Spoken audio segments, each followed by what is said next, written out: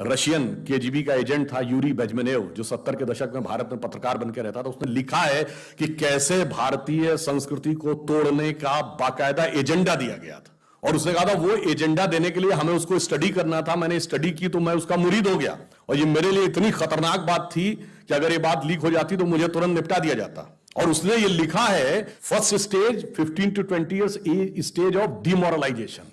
पहले डिमोरलाइज करो सोसाइटी को, तुम्हारी हर चीज गलत, तुम्हारी संस्कृति गलत, तुम्हारा धर्म गलत, तुम्हारी व्यवस्था गलत, तुम्हारा विचार गलत। जब डिमोरलाइजेशन कंप्लीट हो जाए, the second stage stage of destabilisation. अब जगह जगह आंदोलन खड़े करो उन्हीं मुद्दों को लेके, जो थे ही नहीं उन मुद्दों को खड़ा कर दो आंदोलन में। और जब वो आंदोलन सक्सेसफुल होने लगे तो third stage is the stage of revolution. अब उनको हिंसक आंदोलनों का रूप देना शुरू कर दो।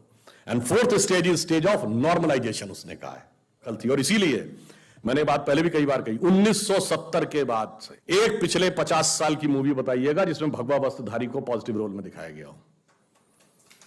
भगवा वस्त्रधारी छोड़िए, कंठी माला पहने हुए व्यक्ति, धोती कुर्ता पहने व्यक्ति, टीका लगाए व्यक्ति पॉजिटिव रोल में दिखता हो। भाषाई आधार पर मैं कहता हूं, शुद्ध संस्कृत निष्ठ हिंदी बोलने वाला कैरेक्टर या तो विलेन होगा या कॉमेडियन होगा। कभी आपका ध्यान ही नहीं गया होगा इसकी तरफ।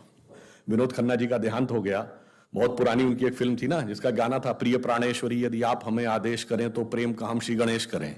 इसमें कौन सी हंसने वाली बात थी, मगर उसका पूरा चित्रण एक कॉमेडी के रूप में किया गया। शुद्ध हिंदी बोलना, संस्कृत निष्ठ भाषा बोलना कॉमेडी का पात्र है। और इब्तिदाई इश्क में हम सारी रात जागे, अल्लाह जाने क्या होगा आगे, ये अच्छा गाना था। अगर हमें टफ इंग्लिश या टफ उर्दू के वर्ड आए तो हम इंफीरियरिटी कॉम्प्लेक्स में आ जाते हैं कि हमें नहीं पता, हमें सीखना चाहिए। और जरा सी शुद्ध हिंदी बोल दी जाए तो हम उसके ऊपर चढ़ जाते हैं, क्यों भाई ऐसी शुद्ध हिंदी क्यों बोल रहे हो, साधारण बोलो, हिंदुस्तानी बोलो।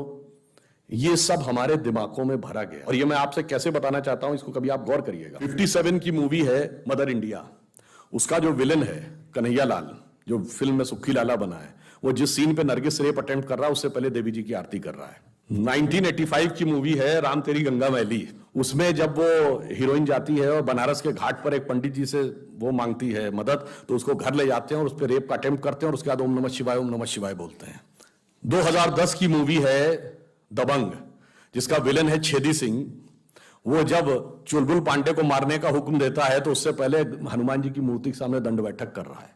कभी आपने सोचा कि एजेंडा क्या था और कैसे हमारे सबकॉन्शियस माइंड में भरा जा रहा है, और कैसे हमारे ऊपर इंपोज कर दिया जाता है। और भाषा से अंतर क्या पड़ता है, जैसे आप सब ने ये बात सुनी होगी, everything is fair in love and war, और इसका जब अनुवाद करते हैं तो जंग और इश्क में सब कुछ जायज है। एक इंग्लिश है, एक उर्दू है, पर किसी संस्कृत, हिंदी या भारतीय भाषा में आपने सुना है कि युद्ध और प्रेम में सब कुछ उचित है? कभी नहीं सुना होगा, क्योंकि हमारी संस्कृति में उचित नहीं है।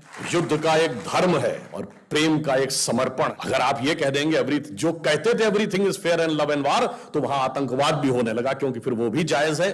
और जो कहते हैं कि लव में सब कुछ जायज है, तो फिर एसिड भी फेंका जाने लगा। इसलिए जब आप भाषा छोड़ते हैं तो आप वो संस्कृति छोड़ते हैं, और वो आपके मानस पर कैसा प्रभाव डालती है आपको पता ही नहीं लगता। इसीलिए मैं कहता हूं, फिल्मों में पहले उर्दू मिक्स हिंदी बोलता था कोई नायक, अब जो है इंग्लिश मिक्स हिंदी बोलने लगा। वो हमारे दिमागों पर क्या असर डालती है ये हमें समझ में नहीं आता है। इसलिए मैं कहता हूं कि चाहे विचार हो, भाषा हो, किसी भी प्रकार की चीज हो, जब आप उसको समझने का प्रयास करते हैं कि वो आपके दिमाग पर क्या असर डाल रही है, तब आपको समझ में आता है कि वो मेरे अवचेतन मस्तिष्क में कहां कितनी गहराई तक ले जा रही है।